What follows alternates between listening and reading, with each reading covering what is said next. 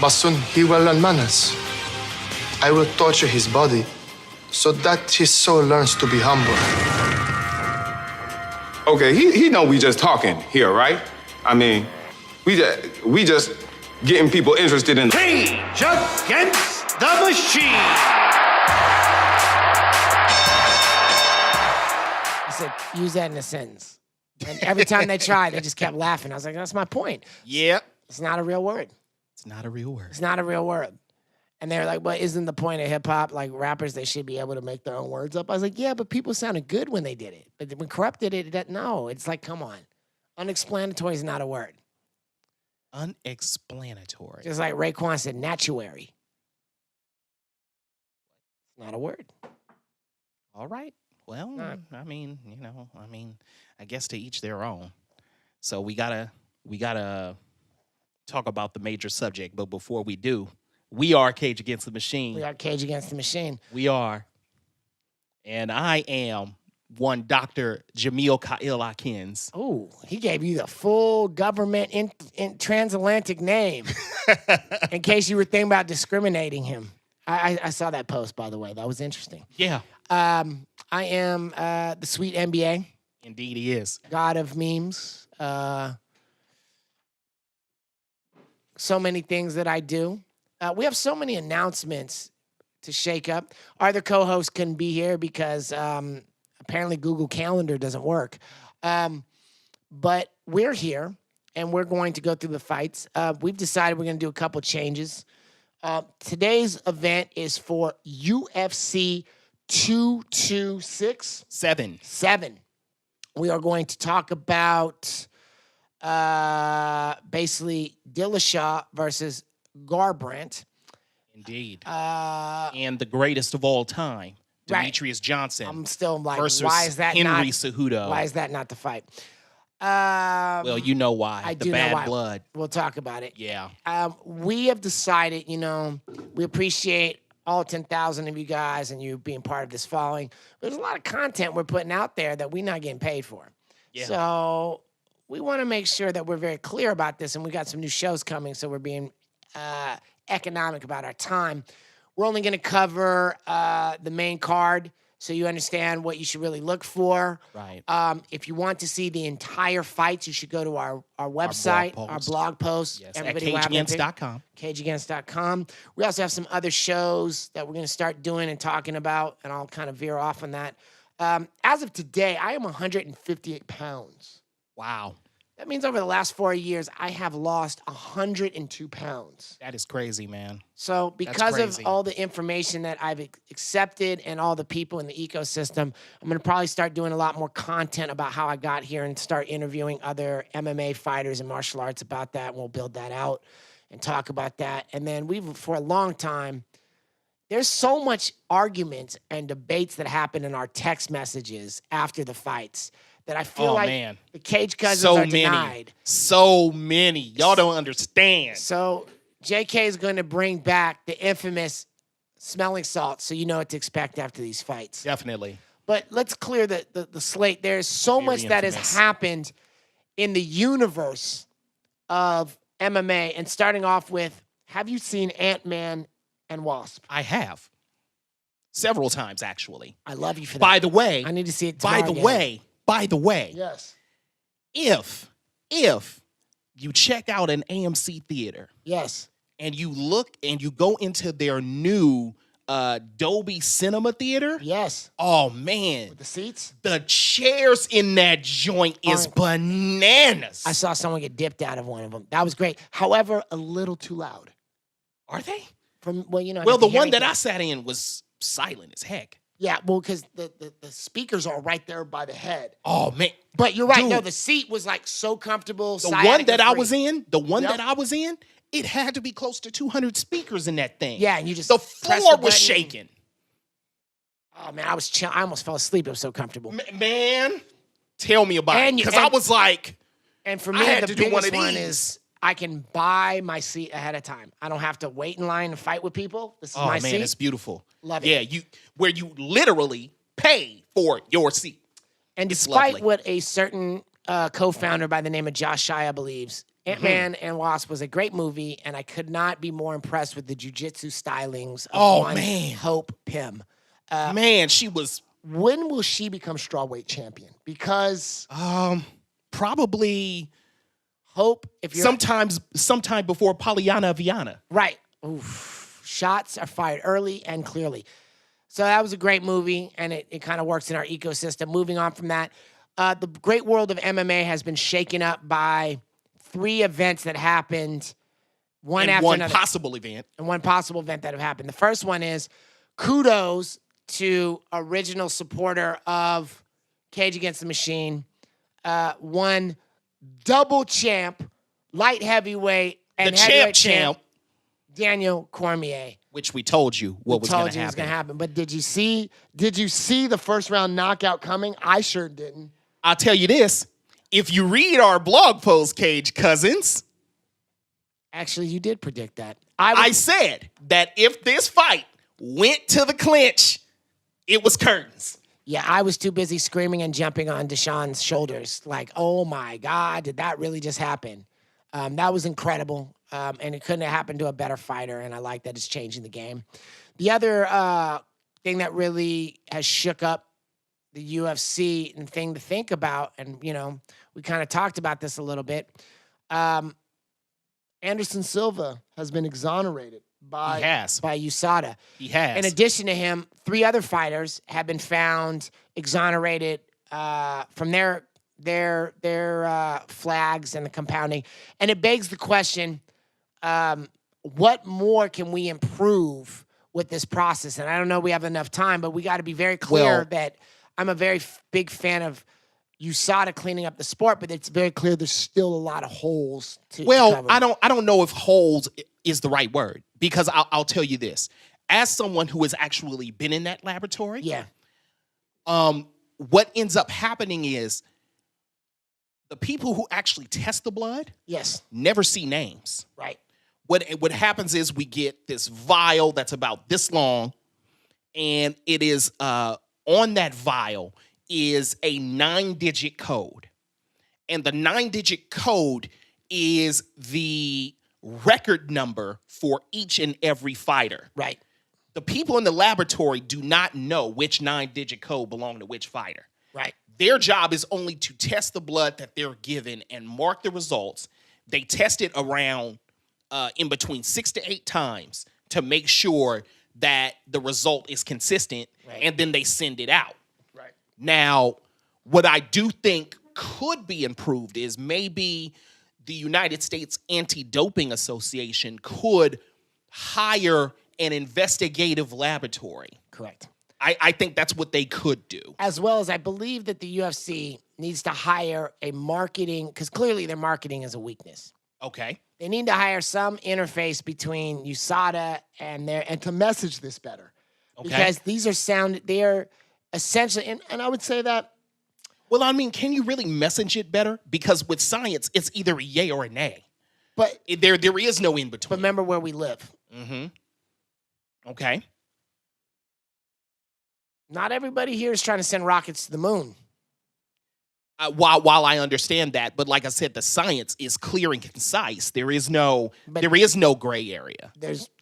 We're not a nation of scientists, and the point I'm trying to make is when we make these claims about people's careers, okay, there is a ability to either make it innocent before proven guilty, or as we've seen in the case many times, guilty before proven innocent. And well, that's because, again, the science is clear and concise. Sure. There is no gray area there.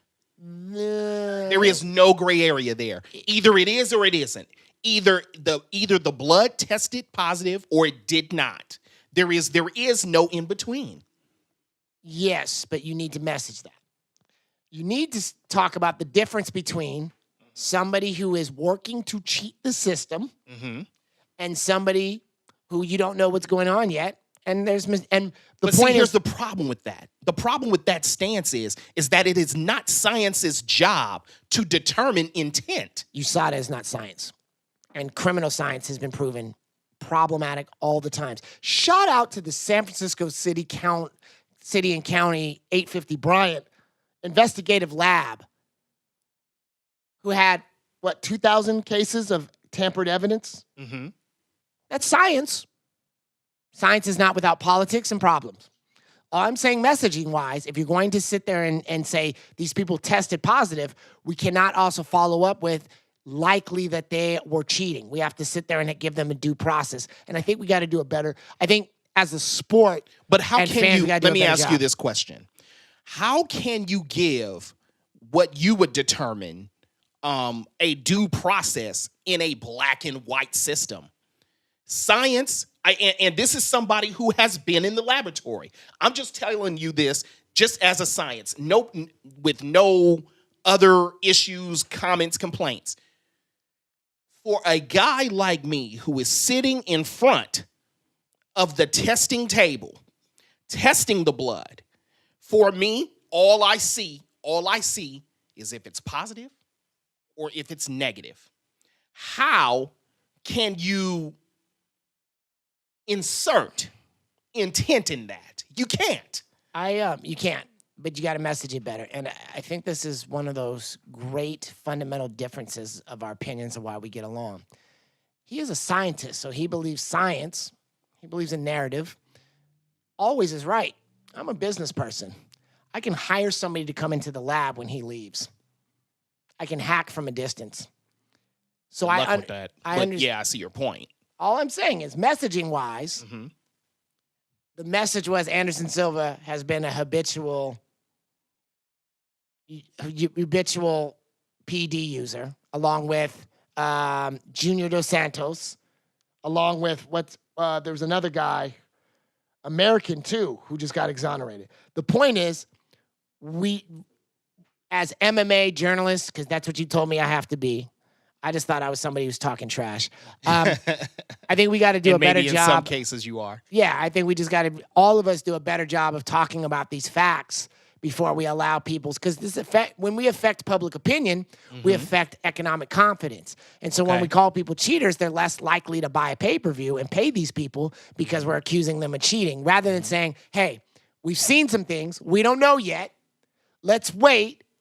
And now that the evidence is out and the testing is done, as we saw from USADA, we tested it, we went through, we found out, hey, this dude followed the rules he was supposed to and somebody else is at fault.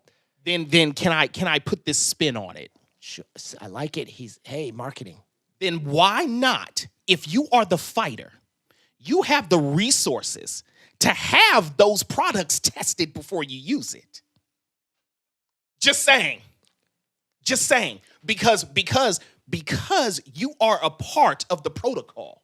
You could go to any U.S. anti-doping associated office and say, can I have this particular product tested before I use it? And they will do it for free. Because they don't work that way. Because one of the things that you have to learn about American bureaucracies, and you and I know this. They do work that way. You can literally walk in the... You could try, but instead they go, we have a form for you, and you should follow this form. These are all the things that we've told you can use. But you can still. Let me give you an analogy. It's not the same, but let me give you the example, the difference between how it should be and how it actually is. A family member of mine needed me to take over a property for them, okay, and deal with PG&E because they have trouble on the phone. I sent them 4 signed, notarized documents witnessed by a lawyer that I have authority. And I said, hey, do you need anything else from me? Person on the phone was like, no, this should be great. Just send it to this email address. It'll be fine. I get an email back 3 days later. Why are you sending this to me? You need to fill out this form. Don't ever do this again. So there's clearly, as we've seen, I can look up at the screen right now and I see that one dude's got a black and white picture, one's got a colored picture. Somebody's not on the same page here at UFC. So I know America well enough to know that somebody's not on the same page at USADA. All I'm saying is the fighters are paid to fight. They're not paid to be marketing executives. They're not, but this is not about marketing. It is about... This is not about marketing. You keep making it about science. It's not about science. It is about science because you can, and let me make sure I'm clear, Mr. Sweet. I'm talking to you as somebody who has worked in that laboratory. But the laboratory ain't the one putting out the notices. It's a messaging thing for the 15th time. Okay, I get the messaging, but you just made an argument about procedure.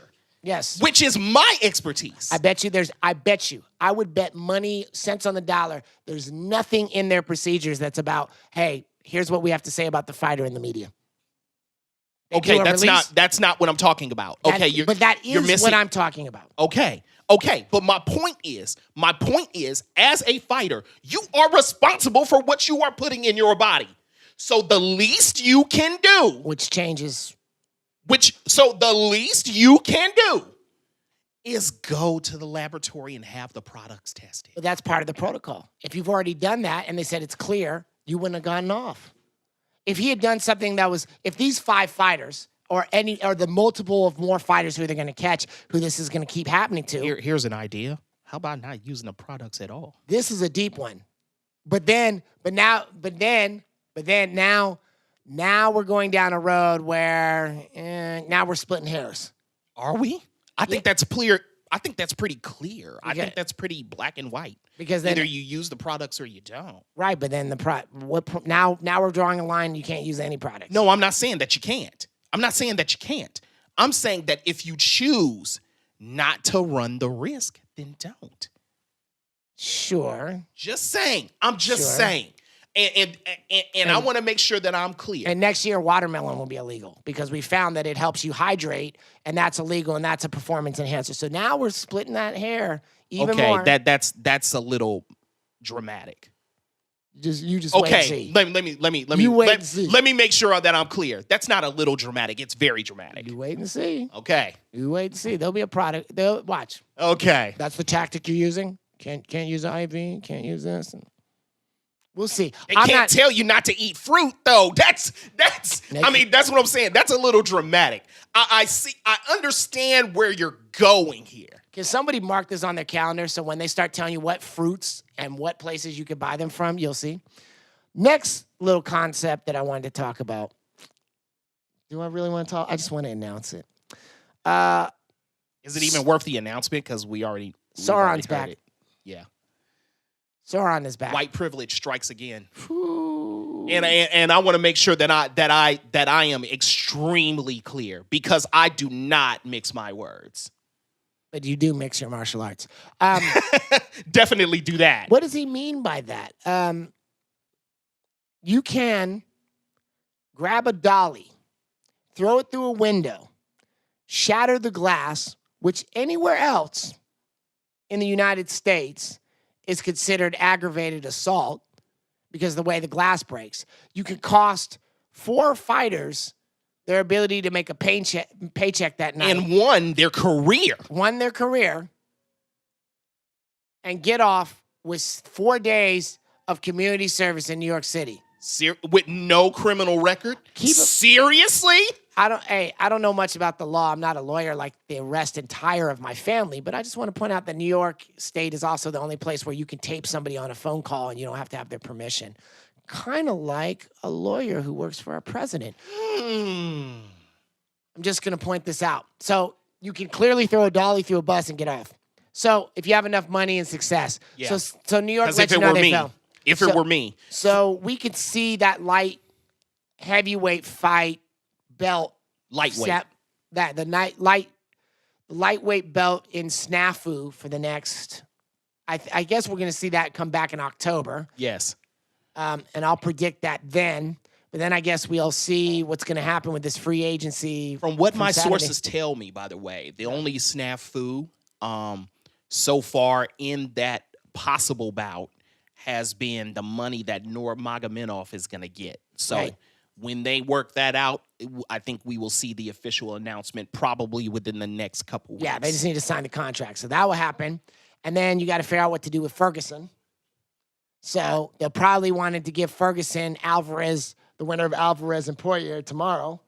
But who knows what's going to happen with Alvarez contract. Right, because his contract is actually up after this fight, correct? So here, we'll see. It's interesting. Okay, so those are our announcements. That's the wild world of MMA.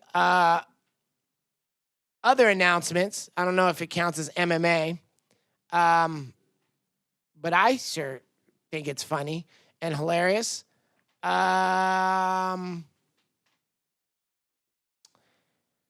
50 Cent and Floyd Mayweather are having issues again. I don't know what you heard about me. Why is that relevant? It's not, but you want me to talk about it, so I've talked about it. Moving on. We're going to take a quick commercial break, and we'll be back with the main card of UFC 227. I am the SweetMBA. I am with The Doctor, J.K. Akins. and we are Cage Against the Machine. Everything you hear, see, feel, and experience while you're on this podcast is brought to you by Regis Jefferson and DeShawn Davis at Dream Ear Productions. We are the premier show on the Dream Podcast Network, and we'll be right back at you. Holla. At your boy, girl, ex, or any pronoun you want to use. Peace.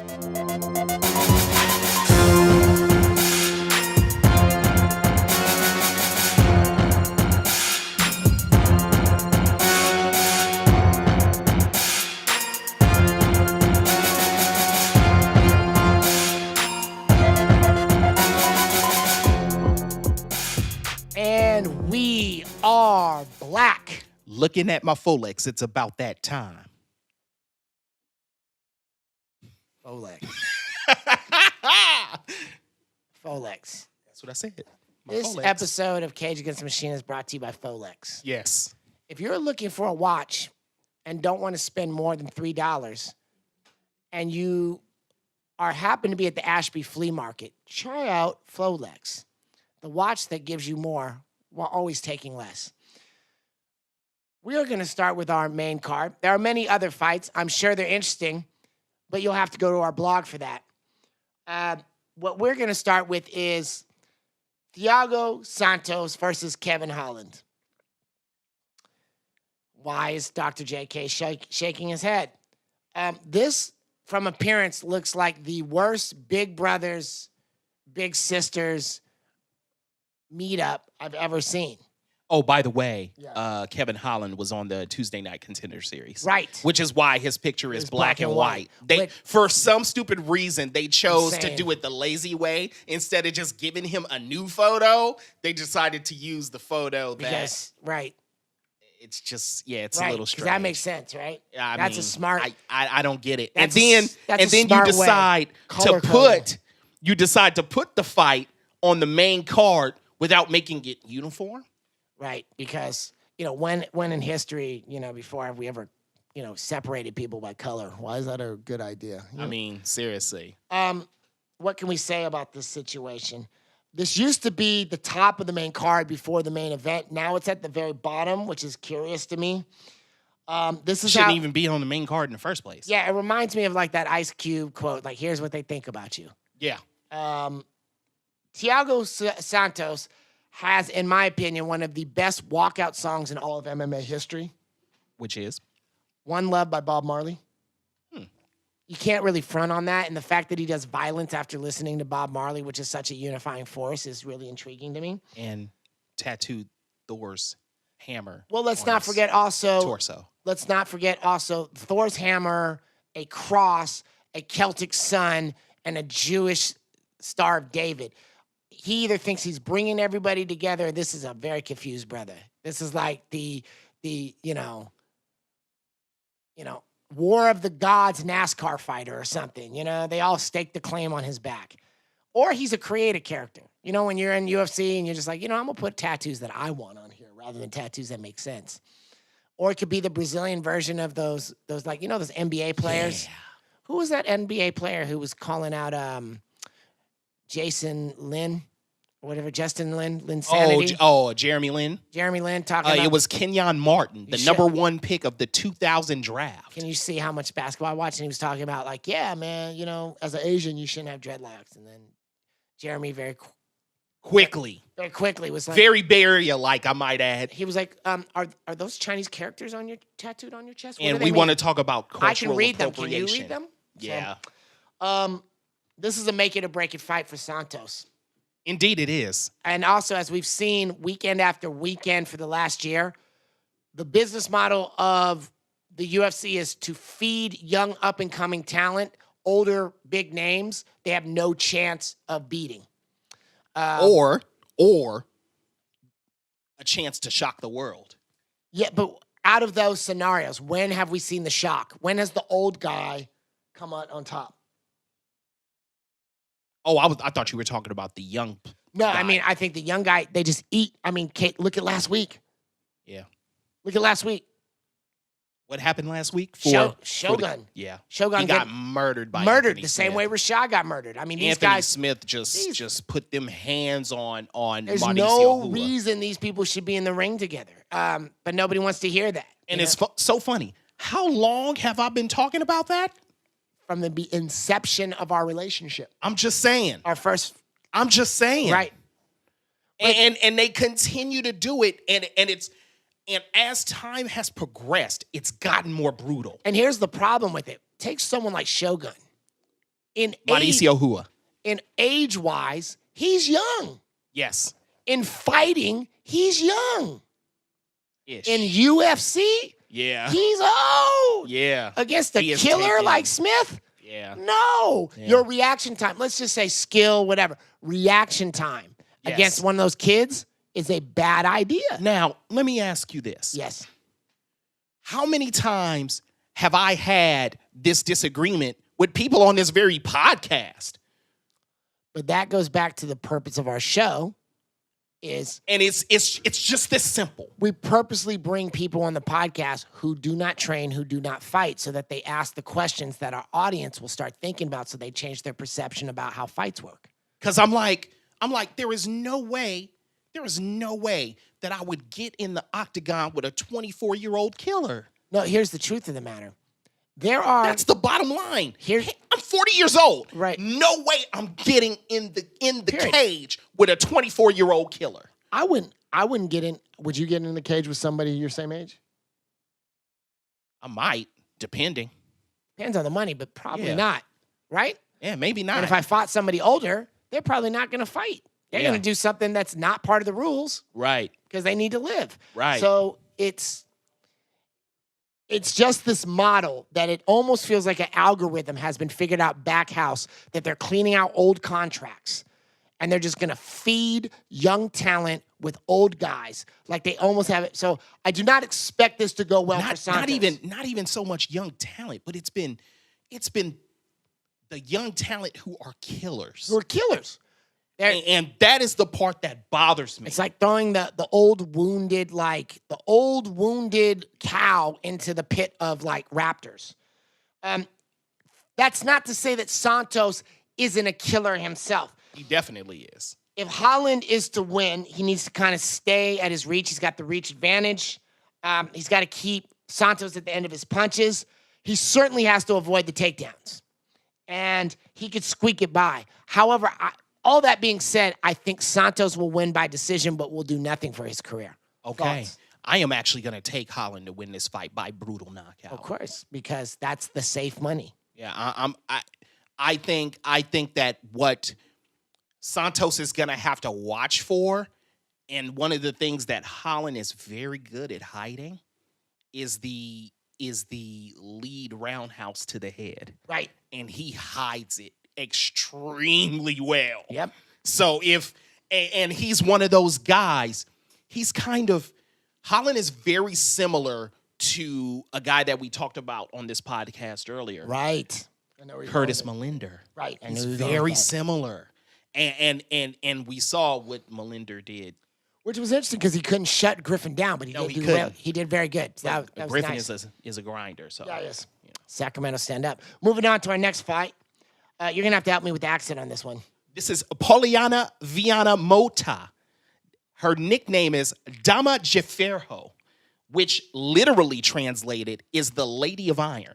Right. Versus J.J. Aldrich. And the first thing I have to say about this fight is previously on Game of Thrones. Wait, what? Wait, why is that? One of the Sands versus Sansa. Come on, I mean. Do I have to say this? Viana by decision? Do I really have to spell this out? Okay. All right. Is this hard or No. I have to explain why or? No.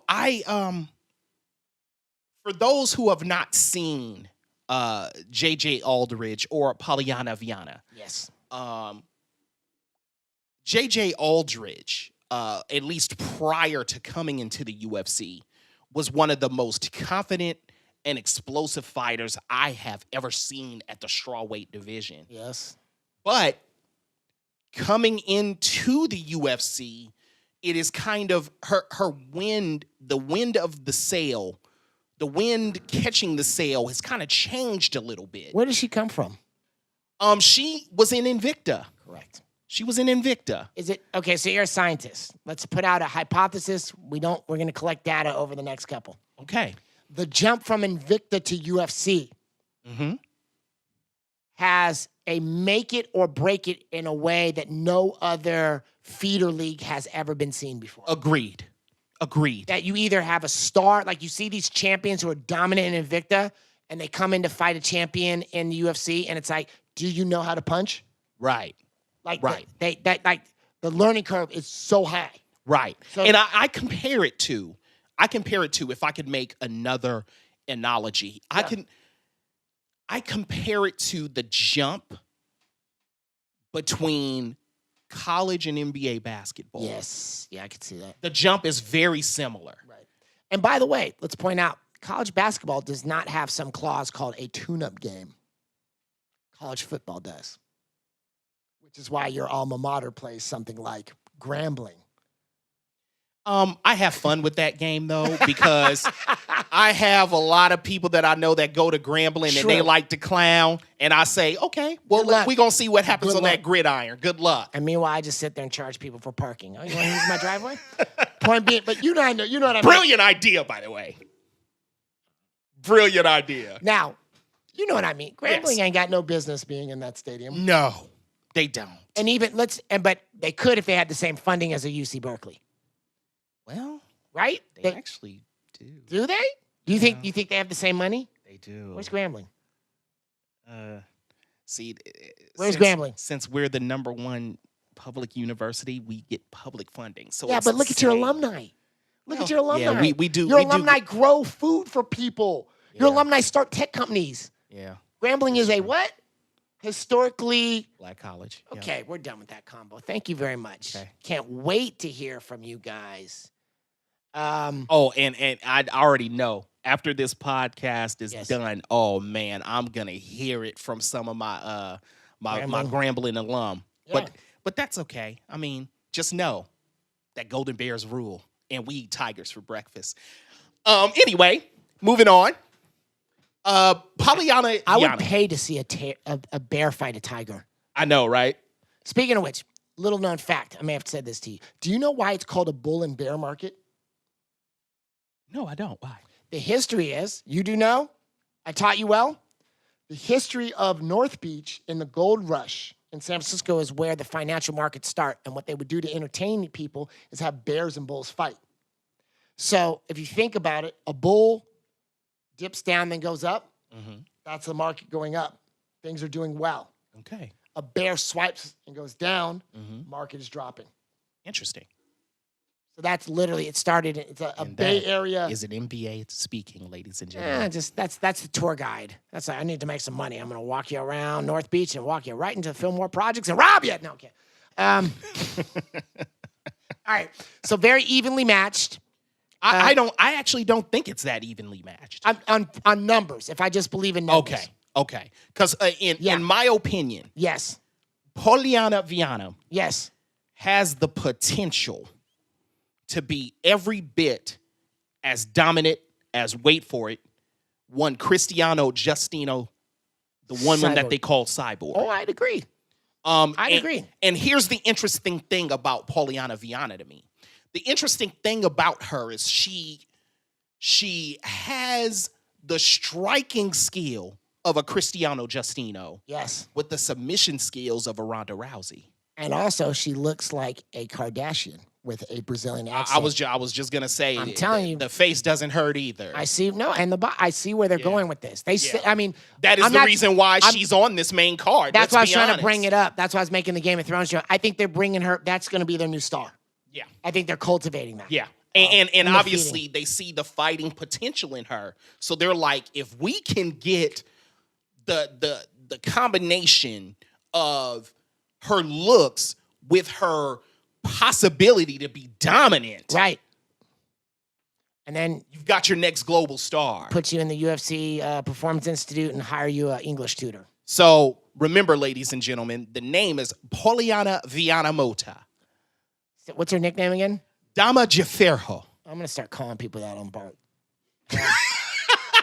Moving on. Wait, did you make a decision? Do you think it's Viana as well? I am going to take Poliana Viana by submission. Okay. I thought she'd get a submission, but I don't know. I think she's going to be a little bit timid because now she's in the big leagues. Right. Moving on to our next fight. Cub Swanson versus, Renato Moicano. man, how can I describe this? First of all, blood in, blood out 3, a hipster's happiness. Wow. Okay. That might be a little bit too deep for the people in the back, though. That might... So give us what makes this matchup interesting for you? Stylistically, Cub Swanson is a savage boxer with really good wrestling. And as people we were talking about earlier, he has changed camps from Jackson Winklejohn to a Southern California camp, which is not a big By surprise. the name of Training Lab. I was about to say, it's not a big surprise because of the Southern California tattoo, but the leader of that camp is essentially, it's a rebuilt camp. The leader of it is TJ Dillashaw. And he brought in his old wrestling coach by the name of Mark Munoz. Why is this an important name? Mark Munoz is from a city off the side of the water that is the greatest, called Pacific Ocean, known as Vallejo. Peeling fools like Idaho potatoes. Mark Munoz was a heavy favorite in the upper 185 division and was at Black House and was the wrestling coach. The Filipino wrecking machine. With Anderson Silva and Lyoto Machida and Kat Sagano. That's who I forgot. Kat Sagano. I almost got teary-eyed. I was so happy to see that. Her win over Man, yeah. I was so happy to see that. Yeah, it was a make or break win. It for really her. was, It but a she make knew or it too. break And the fight. way it was like, I can never. It's really hard to see this. It's like one thing to see her come back from such a traumatic brain injury and fight, and you're nervous, but she looked better than she had ever fought before, and I was like, yes. So again, Munoz has done great things. So you have this camp that's building here that's really interesting. On the other hand, Moicano. By the way, since we're talking about wrestling, we also need to mention the name of one Chael Sonnen, who was also there. And if we're just talking about wrestling, that is. Just saying. I can't say his name, Okay. but I acknowledge that he exists. Okay. I'm still a little bit salty. Okay. Okay. Now, which side were you on in that beef? I wasn't on any side at all. I can't believe I don't really pay attention to the whole beef part. It doesn't make any. You just wanted to see the fight. I just wanted to see the fight. That's it. You know me. I'm always about the fight and the fight only. But that wasn't where I was at. Yeah. Yeah. Especially if it was in Oakland. Yeah. Yeah. That was, to me, that was a moment. That was really a thumbprint moment of this sport. Absolutely. I think even Dana was like, really? Yeah. This Brazilian got all UFC 117 was phenomenal. That was a phenomenal event. You never knew there were so many Anderson fans before. I did. I'm being facetious, but the Yeah, fact that he filled the Oracle and made it Well, very I mean, Oakland-centric. but this is also the mecca of mixed martial arts. Sure is. So any mixed martial art event is going to sell. It doesn't matter. Well, except for maybe Bellator. So what can we say about Moicano? Jiu-jitsu specialist, or is that stereotyping him because he's from? No, it is not stereotyping him. As a matter of fact, one of the things that I looked at when looking at Moicano, I went back to, I was able to watch fights of his from present all the way back to 2012. Wow. And one of the things that I found, which was very interesting, is that he has become such a good Muay Thai practitioner. Yes. That at times he forgets he is an elite grappler. Yes. And that is some of the things that has cost him in a previous fight. Like, not saying any names, one of the guys that both of these gentlemen have in common, the common opponent is Brian Ortega. Right. Who has finished them. Now, interestingly enough, he finished both of them the same way. Right. And which is also interesting, also a Southern California guy. Right. And to me, that is the thing about Moicano, is that he has forgotten that he is an elite grappler. Yes. I see, and I think Brain brought this up. You see these guys who are great grapplers, and then they get addicted to the knockout, and they're like, that's all I want to do. Mm-hmm. And you see the other thing. I see that a lot where people who get a takedown, and they're like, that's all I want to do. And you're like, yeah, you got some hands, buddy. Right. And see, with Moicano, because Cub Swanson is an elite striker, yes, I think he is going to have to revert back to who he is fundamentally in order to get this win, if that's what he wants. Now, I am going to take Moicano by decision. Okay. But Interesting. But I believe I am only taking him with the assumption that he is going to revert back to who he was. And then you also have to train. You also have to think about this point. We don't really know who Cub Swanson is going to be with this new camp. But I think this will tell us what the later main event will be. Absolutely. And what the opportunity here is, for the background, Cub Swanson training with TJ means Cub Swanson now has access to Dwayne Bang. Correct. And Boss Rutan.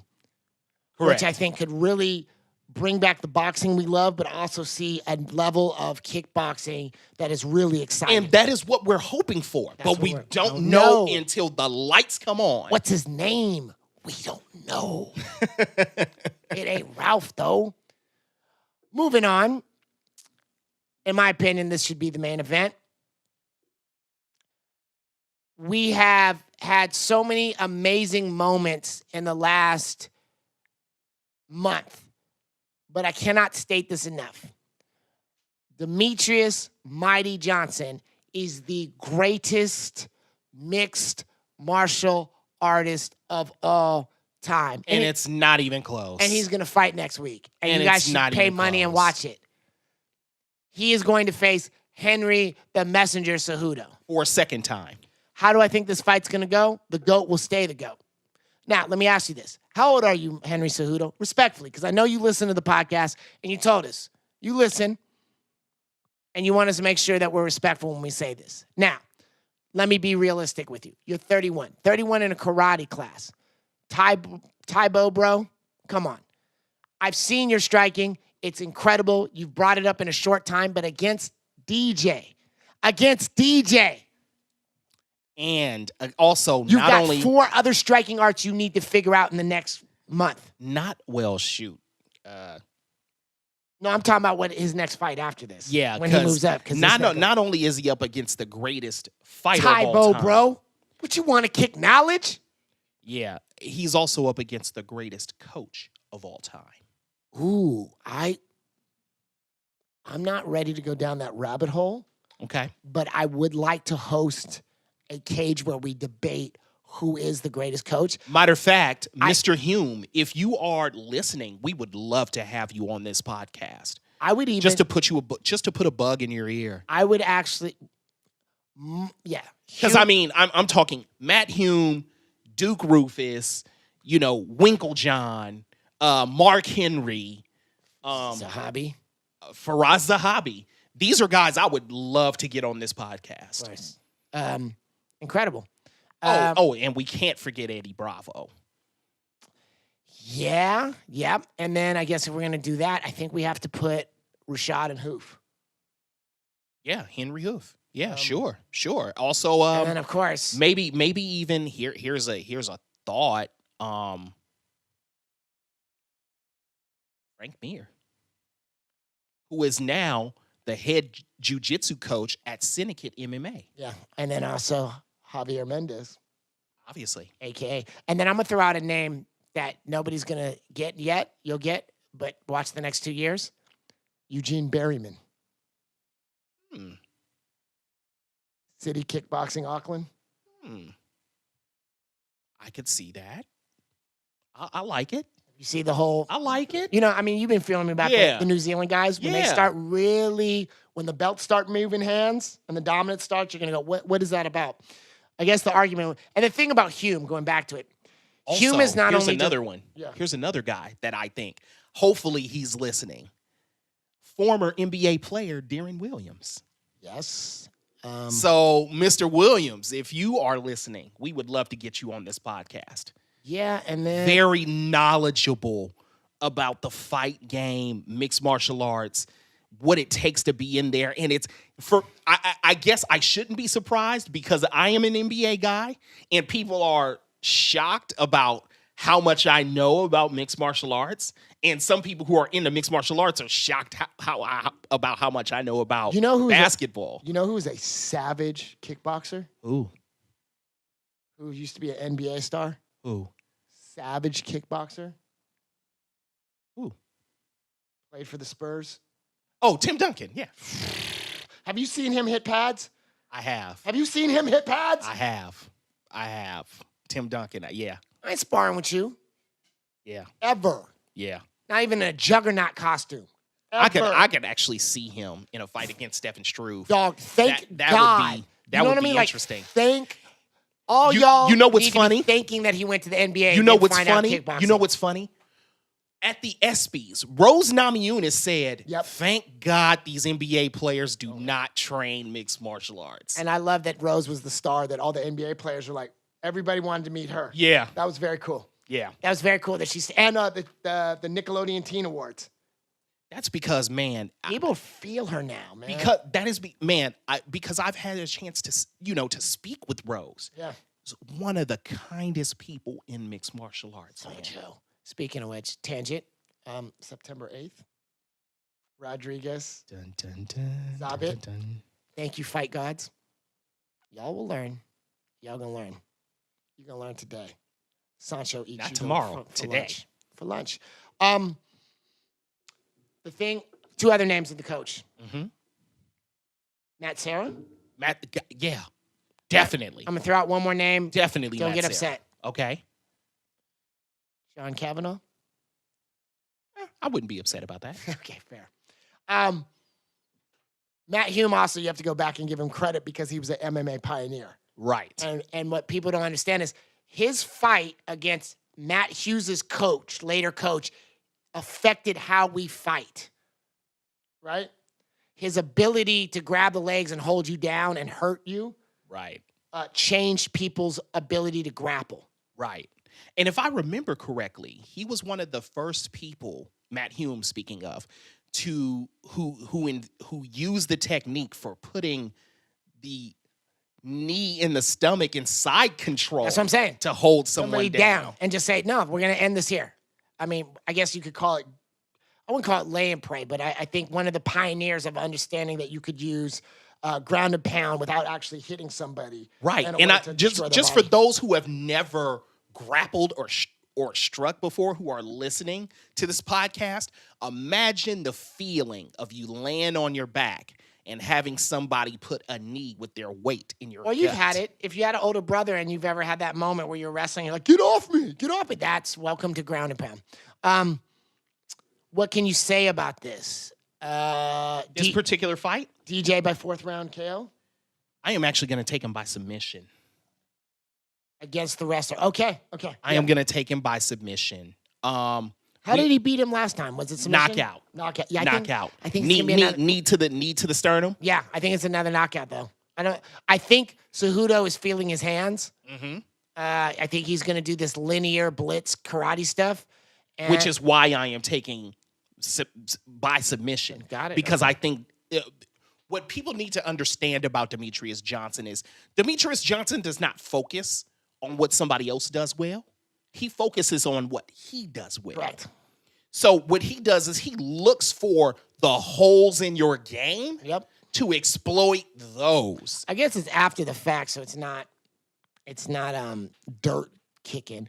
But I remember Brain and I were eating with DJ, and he was watching Uncle Creepy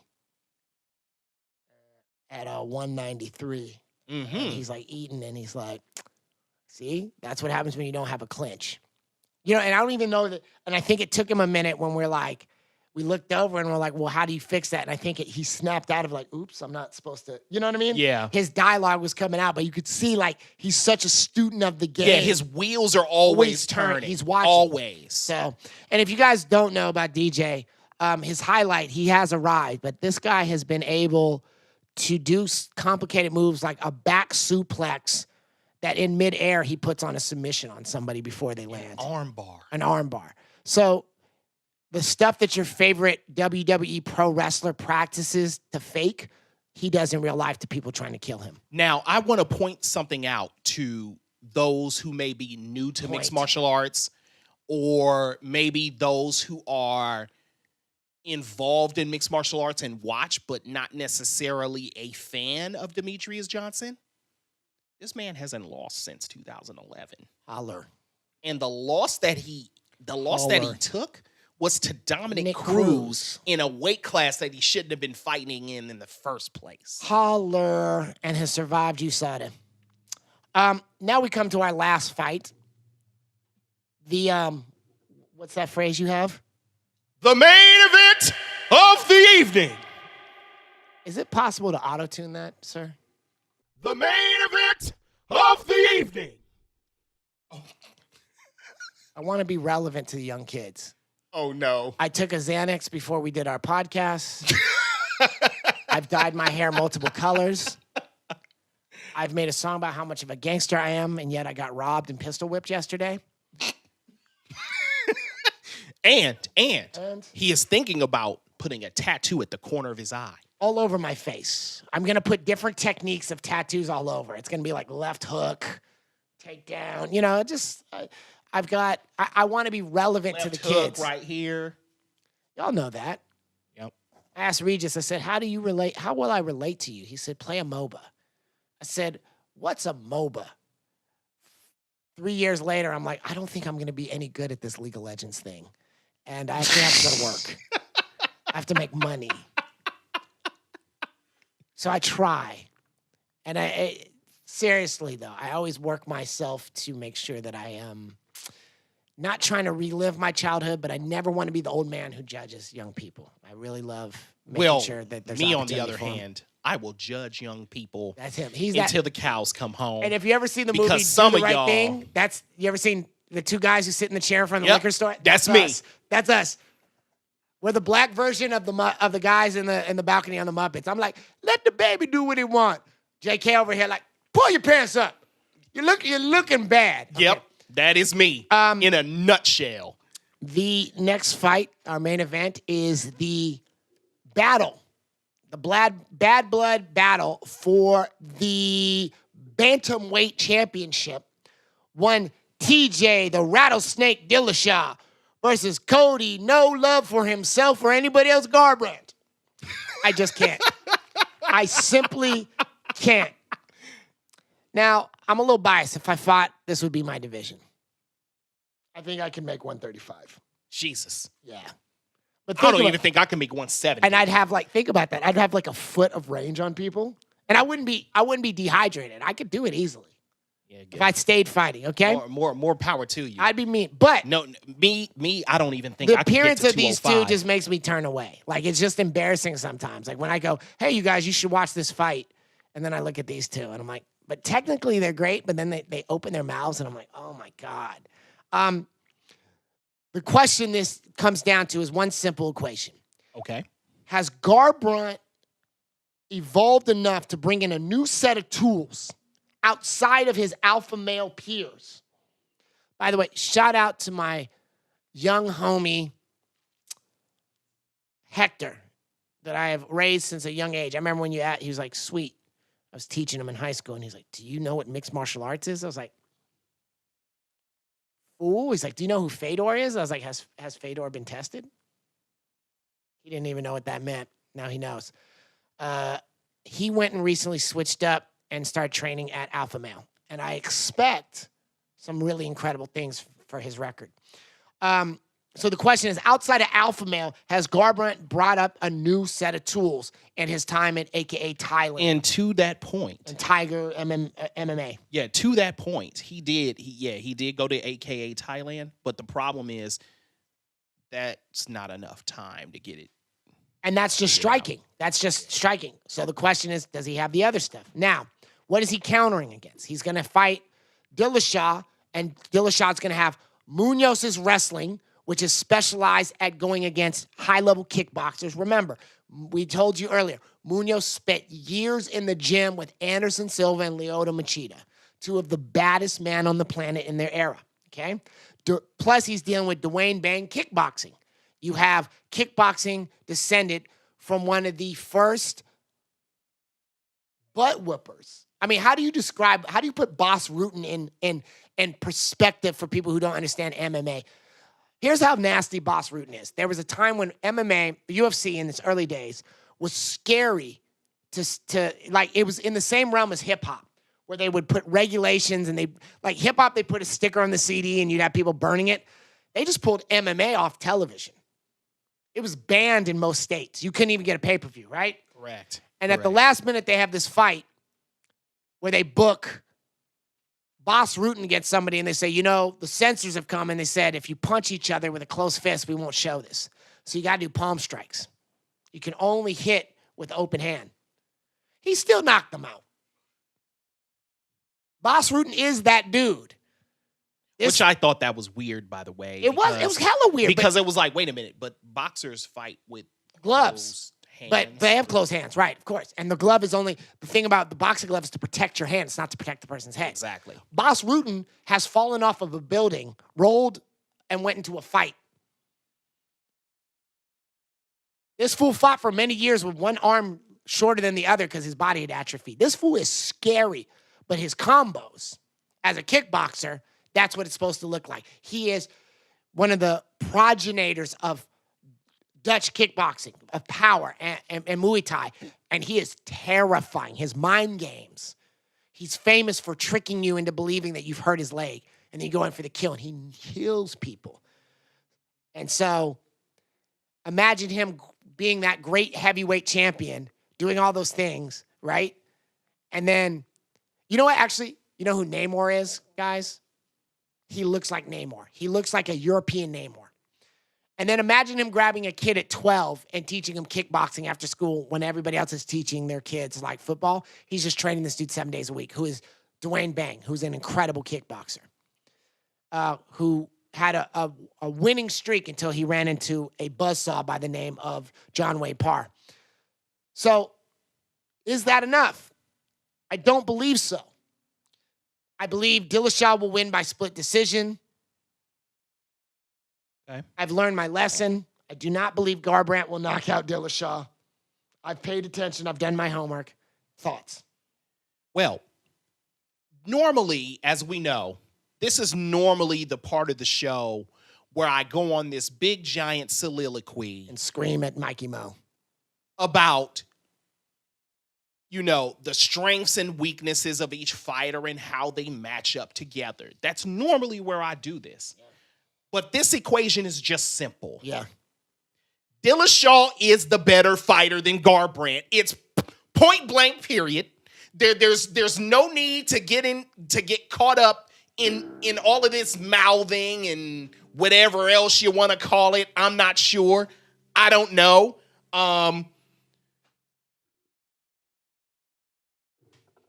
The bottom line is Dillashaw is the better fighter. It's that simple. He is the better fighter. He will get Garbrandt he is better than Garbrandt in every single area, Yeah. including. Striking. Oh, I wasn't going to say that.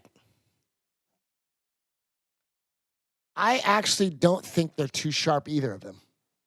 And I'm not saying that because I'm smarter than most human beings. I just don't think either of these guys, the lights are turned on all the way. That's why I'm saying I can't. Well, for Dillashaw, I can't get it's emotionally actually for Dillashaw, the guy is sharp.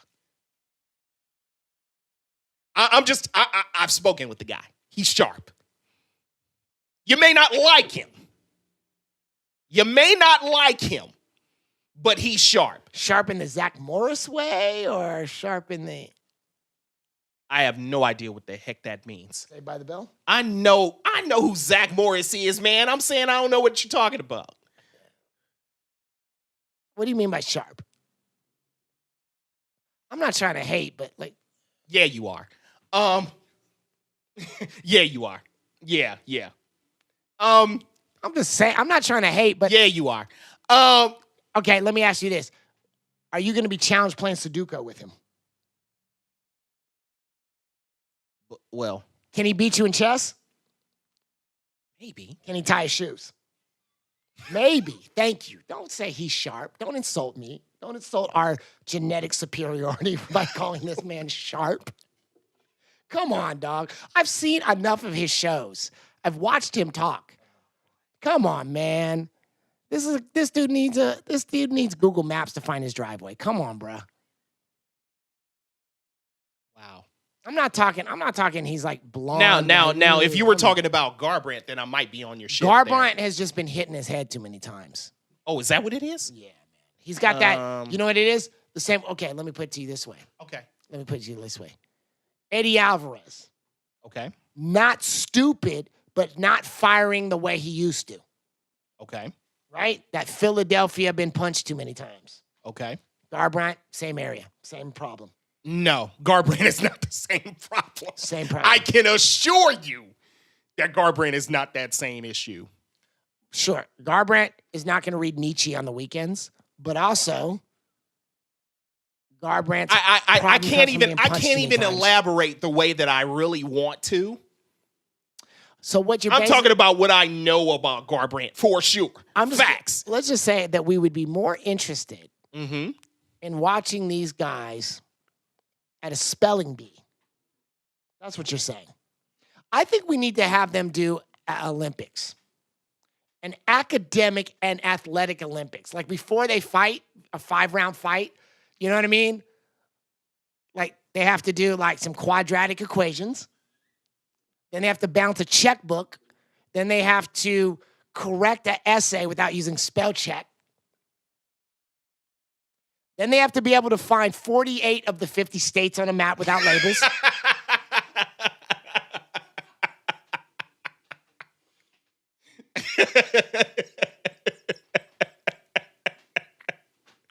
Oh, man. And then they need to be able to explain why, even though a tomato is a fruit, you don't put it in a fruit salad.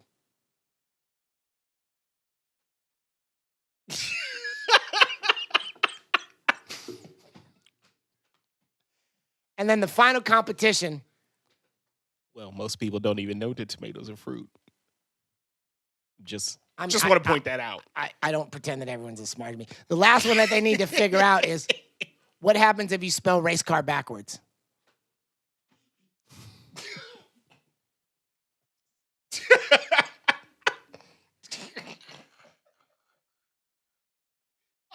Oh, boy. Saying. Wow. Just say Hey, it. listen. Let's just accept. Look, let's just accept. I'm not athletically gifted like these people. I accept that. I don't think that I was born with the same genetic attributes that these two guys. They clearly are more talented than I am. But I'm not going to insult the individuals who understand how to close their mouth when they breathe by calling either two of these guys smart. It's despicable to do. Wow. And see, and that, Cage Cousins, see, for once in my life, I get to be the good guy. Cage Cousins, this has been an absolute pleasure. Thank you very much. Hit us up with our comments, criticisms, any of your thoughts. If they're positive, we're going to respond to them. If we're negative, we're going to make fun of you and your mother.